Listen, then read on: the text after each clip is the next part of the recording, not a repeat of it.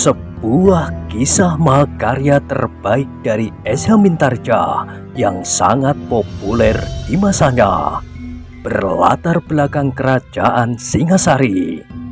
Dengan bangga kami persembahkan kepada sahabat Permata TV tercinta semuanya, dengan judul Kisah Pelangi di Langit Singasari.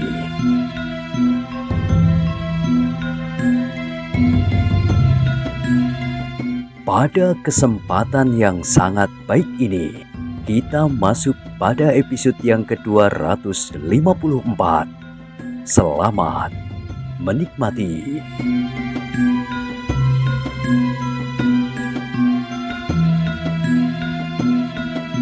Pada episode sebelumnya telah diceritakan, Ken Arok mengangguk-anggukkan kepalanya. Desisnya, Baiklah, saat itu akan segera datang." Mahesa Agni heran mendengar jawaban itu. Dipandanginya wajah Ken Arok yang tegang itu, dan sejenak kemudian ia pun bertanya, "Apakah yang akan segera datang?" Ken Arok terkejut mendengar pertanyaan itu. Tergagap ia menjawab, "Oh, tidak ada apa-apa." Jawaban itu justru membuat Mahesa Agni menjadi semakin bingung. Tetapi ia tidak ingin bertanya lagi. Disimpannya saja pertanyaan-pertanyaan itu di dalam dadanya. Bahkan timbullah keheranannya atas dirinya sendiri. Katanya di dalam hati, "Apakah aku pun sudah dihinggapi oleh kebingungan tanpa sebab? Semua membuat hatiku berdebar-debar. Aku sama sekali tidak mengerti. Kenapa aku tidak segera dapat menangkap maksud orang lain akhir-akhir ini? Aku banyak tidak dapat mengerti apa yang dikatakan oleh Ken Dedes. Dan ternyata aku juga banyak menjadi tidak mengerti apa yang dikatakan oleh Ken Arok." Mahesa Agni berdesah. Lalu ia berkata pula di dalam hatinya, "Mudah-mudahan aku tidak menjadi gila karenanya." Mahesa Agni kemudian tidak bertanya lagi, tetapi kini ia mengajak Ken Arok kembali ke pesanggrahan itu. Katanya, "Marilah kita kembali ke pesanggrahan."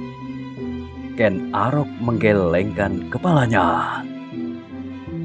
"Tidak, aku akan kembali ke kubuku di dekat bendungan itu. Kenapa kau tidak mempergunakan pesanggrahan yang lebih baik itu saja?" Ken Arok mengerutkan keningnya.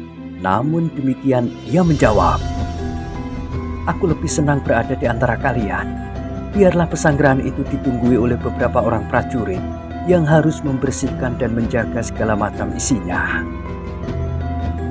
Ken Arok menarik nafas. Ia dihadapkan lagi pada persoalan yang tidak dimengertinya. Tetapi ia tidak mau mempersulit dirinya sendiri. Karena itu, maka jawabnya, "Baiklah, kalau begitu aku pun akan pergi ke perkemahan itu pula." Mahesa Agni mengangguk-anggukkan kepalanya. Kemudian mereka berdua melangkahkan kaki mereka, melintasi padang karautan menuju ke gubuk masing-masing. Sejenak kemudian, mereka telah menyusuri tanggul susukan induk yang mengalirkan air yang bersih bening. Di sepanjang langkah mereka berdua hampir tidak mengucapkan sepatah kata pun. Mereka saling berdiam diri dengan angan-angan masing-masing. Ken Arok berjalan sambil menundukkan kepalanya yang dipenuhi oleh angan-angan yang melambung. Namun setiap saat ia pun terbanting di atas kenyataan yang dihadapinya kini. Ia tidak lebih dari seorang hamba. Tidak lebih. Sementara itu, perjalanan aku menjadi kian jauh ke tengah padang karautan. Matahari semakin lama menjadi semakin rendah di arah barat. Sinarnya menjadi kekuning-kuningan, memancar di atas padang yang luas. Aku yang berkuda di sisi tandu permaisurinya kadang-kadang mencoba menembus tirai tipis yang mentapiri ruangan di dalam tanduk itu untuk mencoba melihat wajah istrinya. Tetapi yang tampak olehnya hanyalah bayangan hitam yang bergerak-gerak di dalam tanduk, seirama dengan langkah para pengangkatnya. Karena itulah, maka aku Tunggul Ametung tidak melihat betapa wajah permaisurinya menjadi suram. Ternyata permaisuri itu sedang menyesali ketergesa-gesaannya. Penyesalan itu setiap kali selalu melonjak di dalam dadanya, meskipun setiap kali ia selalu berusaha menekannya.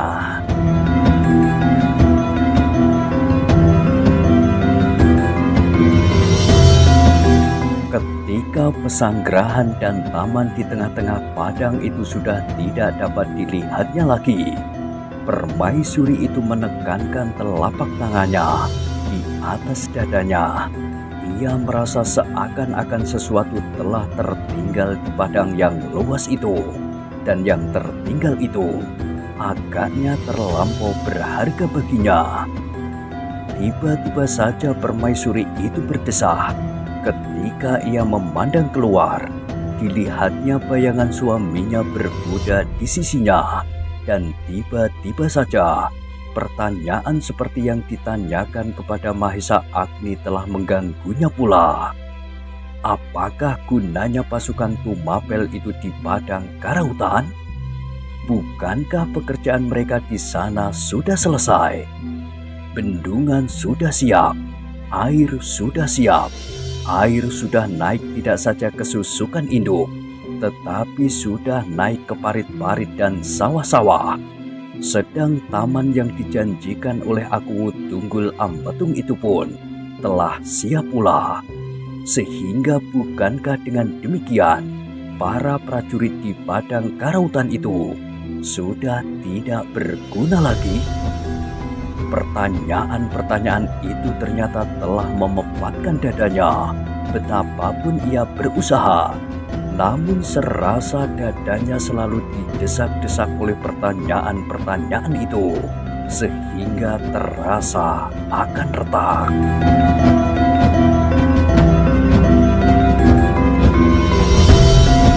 Akhirnya Ken Dedes tidak dapat menahan diri lagi.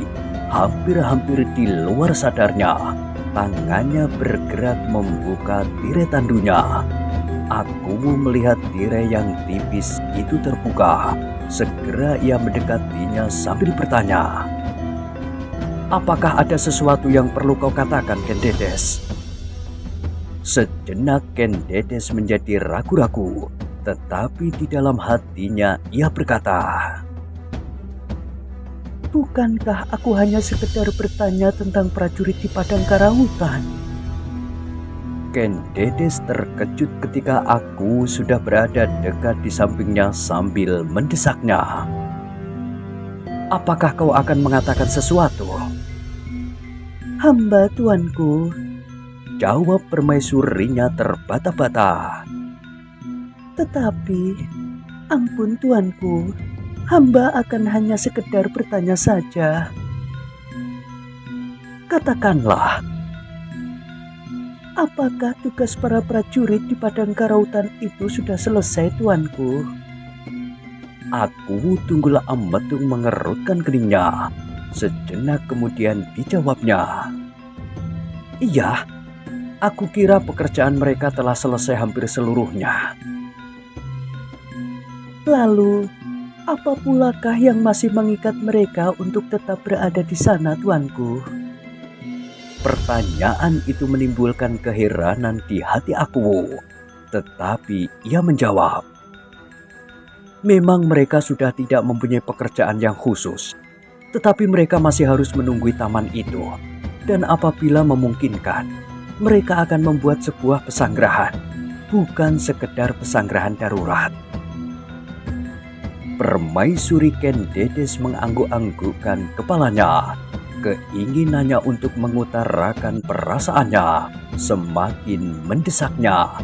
sehingga seolah-olah ia tidak lagi mampu untuk menahannya. Meskipun dengan penuh keraguan-raguan, Ken Dedes itu berkata, "Tuanku, pesanggerahan bukanlah sesuatu yang penting sekali, sehingga seandainya pesanggerahan itu tidak dapat diwujudkan, bukankah itu sama sekali tidak mengganggu?" Akuwu menjadi semakin heran mendengar kata-kata permaisurinya, tetapi ia masih menyimpan keheranan itu di dalam dadanya. Bahkan ia menjawab, "Iya, memang pesanggerahan bukanlah sesuatu yang harus segera disiapkan, seperti bendungan itu misalnya." Nah, kalau demikian, apakah gunanya para prajurit itu tetap berada di padang karautan, tuanku? Akuwu mengerutkan dahinya. Dipandanginya wajah permaisurinya dengan lebih seksama, tetapi ia tidak menemukan kesan yang dapat membuatnya mengambil kesimpulan. Ia hanya melihat wajah itu redup dan pucat. "Ken Dedes," jawab Akuwu kemudian, "prajurit-prajurit itu memang sudah tidak mempunyai tugas-tugas pokoknya di padang karautan. Tetapi mereka menghadapi tugas-tugas yang lain, yang meskipun tidak sepenting tugas yang pertama. Seperti sudah aku katakan, mereka dapat membangun pesanggerahan. Kalau itu belum mungkin, mereka harus membersihkan dan mengembangkan taman yang sudah siap itu, supaya menjadi lebih baik. Dan lebih-lebih lagi, musim hujan yang sudah mulai ini segera akan menjadi semakin basah. Pada saatnya banjir pasti akan datang lagi. Dalam keadaan darurat itu, mungkin masih diperlukan tenaga para prajurit." Desah Ken Dedes. Kepentingan-kepentingan yang masih mengambang di dalam angan-angan. Seandainya demikian, bukankah pekerjaan itu dapat diserahkan kepada orang-orang Panawijen? Para prajurit Tumapel telah membantu mereka membuat bendungan. Tidak saja dengan tenaga, tetapi juga dengan segala macam keperluan dan peralatan. Pedati, bajak dan penarik-penariknya, berpasang-pasang lembu dan kerbau. Nah, apakah kini mereka keberatan seandainya mereka kita serahi untuk mengurus taman itu dan memelihara bendungan mereka sendiri, tuanku? Akuwu menjadi pening mendengar pertanyaan-pertanyaan permaisurinya. Tetapi Akuwu sama sekali tidak berprasangka apapun. Ia menganggap bahwa permaisurinya masih agak terganggu oleh kecemasan dan ketakutan. Dugaan itu semakin jelas ketika permaisuri itu kemudian berkata, "Tuanku, prajurit-prajurit Tumapel adalah lambang kebesaran dan kekuatan tuanku. Apabila mereka terlampau lama berada di padang karautan tanpa tugas tertentu, mereka akan dapat dihinggapi oleh perasaan-perasaan yang lain yang dapat mempengaruhi sikapnya sebagai seorang prajurit. Lebih-lebih lagi, tuanku, seandainya terjadi sesuatu, maka Tumapel tidak dapat berbuat dengan kekuatan sepenuhnya, karena sebagian dari prajurit-prajuritnya berada di padang karautan tanpa arti. Mereka seolah-olah orang-orang buangan yang tidak dikehendaki berada di pusat pemerintahan." Akuwu menarik nafas dalam-dalam. Hampir saja ia berteriak memaki. Tetapi karena yang dihadapinya adalah permaisurinya yang sedang kebingungan, maka ditahankannya hatinya untuk tidak meledak-ledak tanpa kendali. Bahkan di dalam hati Akuwu itu tumbuhlah perasaan belas kasihan yang dalam terhadap permaisurinya, yang menurut dugaannya telah dihinggapi oleh suatu penyakit yang aneh. Kadang-kadang timbul pertanyaan di dalam dirinya, apakah benar hantu karautan telah mengganggunya? "Ken Dedes," berkata Akuwu itu kemudian dengan nada merendah, jarang sekali terdengar aku berkata sesareh itu. Kau jangan berpikir terlampau jauh. Tidak ada bahaya apapun yang mengancam Tumapel sekarang ini. Hubungan kita dengan daerah-daerah di sekitar Tumapel terlampau baik. Hubungan dengan Kediri pun sama sekali tidak terganggu. Kenapa kau mencemaskan bahwa suatu ketika akan ada bencana yang mengancam? Tidak, Ken Dedes. Kau benar-benar sedang dibayangi oleh perasaan takut dan cemas yang berlebih-lebihan. Kau harus mencoba meyakinkan dirimu bahwa sebenarnya kini tidak ada apa-apa yang perlu kau cemaskan. Ampun tuanku, sahut Ken Dedes kemudian. Tuanku terlampau percaya kepada penglihatan tuanku, tetapi bahaya itu tersembunyi di mana-mana. Itulah sebabnya tuanku tidak boleh kehilangan kewaspadaan. Iya Ken Dedes, aku mengerti. Aku akan memperkuat pertahanan wilayah Tumapel. Bukan itu tuanku, permohonan hamba asal prajurit-prajurit yang berada di padang karautan itu ditarik seluruhnya, maka perasaan hamba akan sudah menjadi tentram. Sekali lagi aku menarik nafas dalam-dalam. Sejenak direnunginya sinar matahari yang seolah-olah mantul di wajah padang yang luas itu. Perlahan-lahan diangguk-anggukkannya kepalanya sambil berkata lirih. Baiklah Ken Dedes, aku akan segera menarik semua prajurit dari padang karautan. Aku mengharap itu tidak membuat Mahesa Agni dan Ki Buyut Panawijen, apalagi orang-orang Panawijen yang belum sempat memindahkan dirinya ke padukuhannya yang baru, menjadi kecewa. Memang seharusnya mereka belajar mengurus diri mereka sendiri, dan aku percaya kepada Mahesa Agni bahwa ia akan dapat mengatasi segala kesulitan. Oleh jawaban aku itu, terasa seperti kegembiraan melonjak di hati Ken Dedes. Seolah-olah ia akan menemukan kembali sesuatu yang hilang tertinggal di padang karautan. Sehingga tanpa sesadarnya ia berkata, Terima kasih tuanku, hamba mengucapkan terima kasih. Aku tidak menyahut. Keheranan di dalam dadanya semakin bertambah-tambah. Ia melihat perubahan yang tersaput di wajah permaisurinya. Namun yang terlintas di dalam hatinya adalah kasihan. Begitu dalam ia dicekam oleh ketakutan dan kecemasan, sehingga ia tidak percaya lagi kepada kekuatan yang ada di Tumapel untuk melindunginya. Mudah-mudahan penyakit itu dapat segera sembuh apabila keinginan-keinginannya dapat terpenuhi untuk menenteramkan hatinya. Dengan demikian, maka aku benar-benar akan melaksanakan permintaan permaisurinya itu. Apabila mereka nanti sampai di istana, maka aku akan segera memerintahkan beberapa orang untuk menyampaikan pesan itu. Menarik semua prajurit yang ada di padang karautan. Yang dipikirkan oleh aku itu adalah cara yang sebaik-baiknya, sehingga tidak menimbulkan kesan yang kurang baik pada orang-orang Panawijen. Demikianlah, maka perjalanan itu sama sekali tidak menimbulkan kesan apapun, baik pada aku Tunggul Amatung maupun kepada permaisurinya.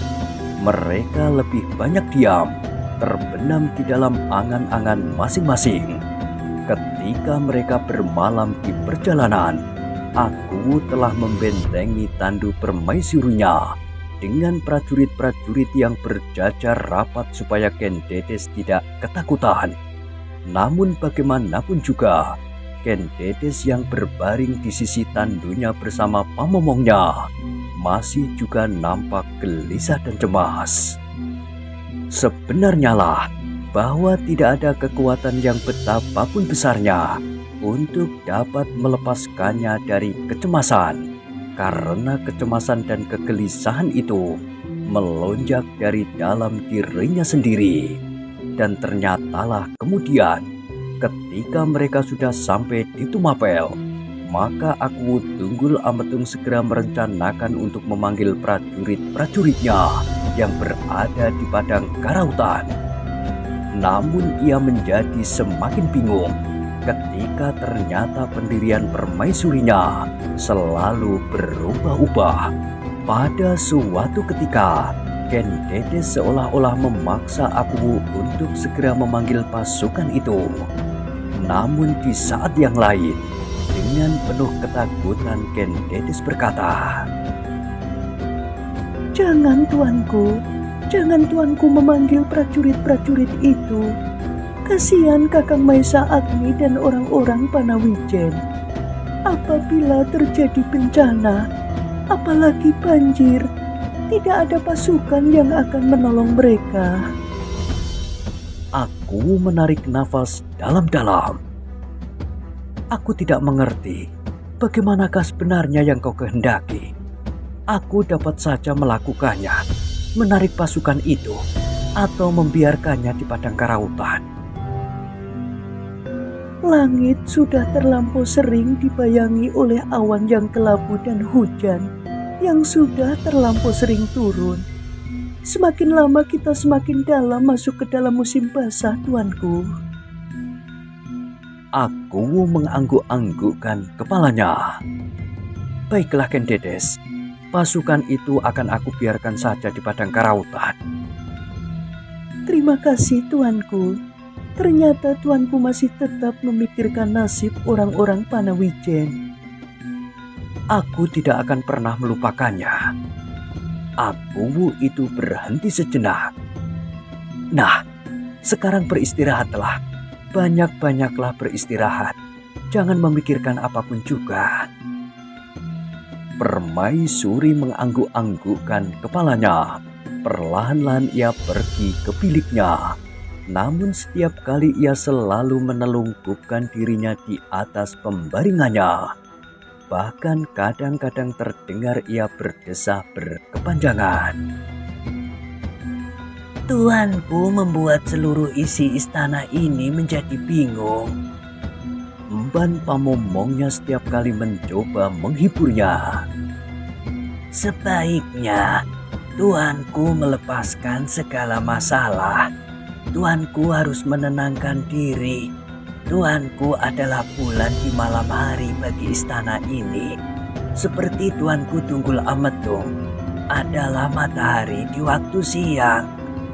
Kalau matahari dan bulan menjadi suram, maka hari yang cerah dan malam purnama pun akan menjadi suram pula.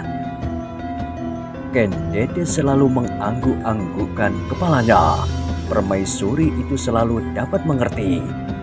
Ia menyadari kebenaran kata-kata mbaknya dan betapa ia sedang dicekam oleh iblis yang paling jahat untuk menjerumuskan ke dalam api neraka. Namun kadang-kadang hatinya yang lemah, kehilangan pegangan. Dalam keadaan yang demikian itulah, ia merengek-rengek kepada Aku untuk segera memanggil pasukan Tumapel yang berada di padang karautan. Namun ternyata Aku Tunggul Ametung itu telah membuat perhitungannya sendiri. Ia menganggap bahwa istrinya benar-benar sedang kebingungan.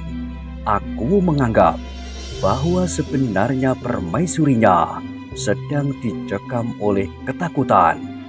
Maka diminta atau tidak diminta, ia harus menarik pasukannya. Menurut pendapat Aku, dalam saat-saat tertentu Ken Dedes telah didesak oleh rasa belas kasihannya kepada kakaknya dan kepada orang-orang Panawijen, sehingga ia minta supaya penarikan itu diurungkan. Tetapi sebenarnya keinginannya yang diwarnai oleh ketakutan itu, kecemasan dan kegelisahannya adalah memanggil semua kekuatan untuk dipusatkan di pusat pemerintahan sampai ia menjadi tenang kembali. Bahkan Aku merencanakan untuk mengumpulkan sebagian pasukannya di alun-alun dan membawa Ken Dedes melihat-lihat pasukan itu. Dengan demikian ia mempunyai kepercayaan kepada kekuatan yang ada di Tumapel. Mudah-mudahan ia menjadi tenang dan lambat laun dapat disembuhkan dari kegelisahannya. Aku berharap di dalam batinnya.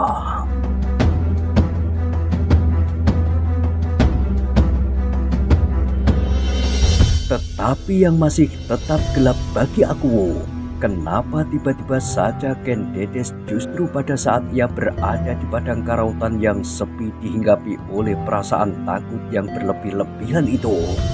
Apakah di dalam kesepian ia membayangkan sepasukan prajurit dari negeri yang tidak dikenal datang melanda tanah Tumapel? Dan apakah ini merupakan suatu firasat? Ken Dedes bukan orang kebanyakan, desis aku di dalam hatinya. Aku pernah melihat tubuhnya seakan-akan menyala, seakan-akan memancar seperti matahari. Apakah ketakutan yang melanda hatinya itu benar-benar suatu peringatan bagiku dan bagi Tumapel? Ternyata aku tidak dapat menahan perasaan itu di dalam hatinya kepada tetua tanah Tumapel yang dipercayanya. Ia minta pertimbangan apakah firasat itu perlu mendapatkan perhatiannya. Sebaiknya tuanku menjaga diri, berkata tetua tanah Tumapel.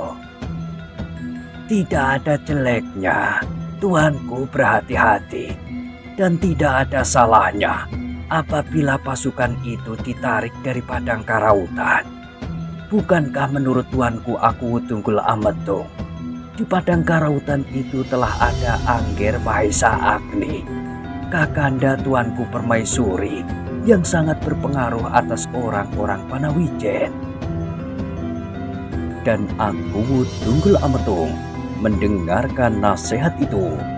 Kini ia berkeputusan untuk menarik semua pasukan dari padang karautan untuk ditempatkan di pusat pemerintahan, termasuk para pemimpinnya. Dan di dalamnya, di dalam pasukan itu, terdapat pula seorang pemimpin yang bernama Ken Arok. Meskipun demikian, aku Tunggul Ametung tidak berbuat tergesa-gesa. Kali ini ia benar-benar mencoba menguasai dirinya dari perasaannya yang biasanya meledak-ledak. Dengan hati-hati ia memberikan alasan-alasan yang dapat dimengerti oleh orang-orang Panawijen bahwa seharusnya lah pasukan Tumapel itu ditarik dari padang karautan. Karena Mahesa Agni dan Ki Buyut Panawijen adalah orang-orang yang dianggap paling berpengaruh atas orang-orang Panawijen, maka mereka berdua itulah yang lebih dahulu harus menerima secara wajar bahwa pada saatnya prajurit-prajurit Tumapel memang harus dipanggil kembali ke pusat pemerintahan. Itulah sebabnya maka utusan aku Tunggul Ametung telah menemui mereka dan Ken Arok di padang karautan. Tuanku Tunggul Ametung tidak bermaksud melepaskan sama sekali perlindungannya atas kalian di Panawijen dan di padang karautan, berkata utusan itu. Tetapi adalah sewajarnya bahwa kalian telah mampu untuk mengurus diri sendiri. Kalian telah mampu menyelesaikan pekerjaan kalian yang paling berat. Maka seterusnya kalian pasti tidak akan menjumpai kesulitan-kesulitan lagi. Perintah itu pertama-tama memang terasa agak aneh pada Mahesa Agni dan Ki Buyut Panawijen karena terlampau tiba-tiba. Tetapi lambat laun mereka merasakan bahwa memang sebaiknya prajurit-prajurit itu ditarik dari padang karautan. Dengan hadirnya para prajurit itu, agaknya akan membuat orang-orang Panawijen banyak tergantung kepada bantuan orang lain. Tetapi apabila semua persoalan telah berada di tangan sendiri, maka mereka akan menemukan kepercayaan kepada diri sendiri seperti pada saat mereka mulai dengan pekerjaan besar mereka. Kehadiran para prajurit itu sedikit banyak telah mempengaruhi orang-orang Panawijen itu, tetapi tidak terlampau parah, sehingga apabila pada saatnya para prajurit itu meninggalkan mereka, maka tidak akan kehilangan pegangan. Tidak ada persoalan apapun yang memaksa Akuwu untuk memanggil prajurit-prajuritnya, selain keharusan yang sewajarnya. Akuwu mengirimkan mereka kemari untuk membantu kalian menyelesaikan bendungan dan sekaligus untuk membuat taman itu. Kini semuanya sudah selesai, karena itulah maka Akuwu akan dapat mempergunakan para prajurit itu untuk kepentingan Tumapel yang lain.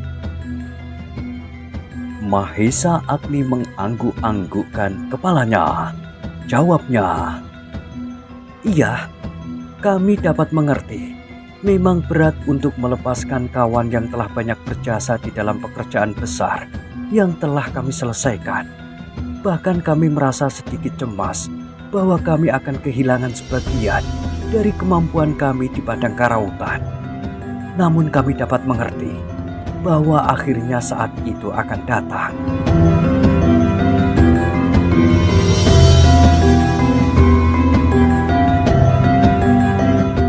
Utusan Akuwu menganggukkan kepalanya.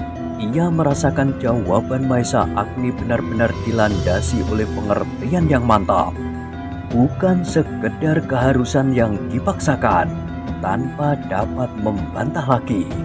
Yang sama sekali belum menyatakan pendapatnya adalah Ken Arok sendiri. Ketika utusan Tumapel dan mereka yang duduk bersamanya berpaling ke arahnya, maka mereka terkejut atas kesan yang mereka tangkap dari wajah pemimpin prajurit yang masih muda itu. Betapa wajah Ken Arok menjadi tegang dan kemerah-merahan. Keringat dingin mengembun di kening dan dahinya.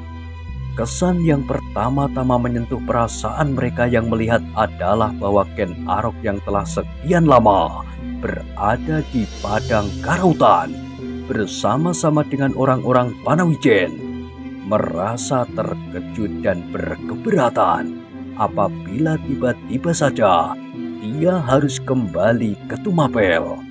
Agaknya padang karautan dengan bendungan dan tamannya telah memikat hatinya.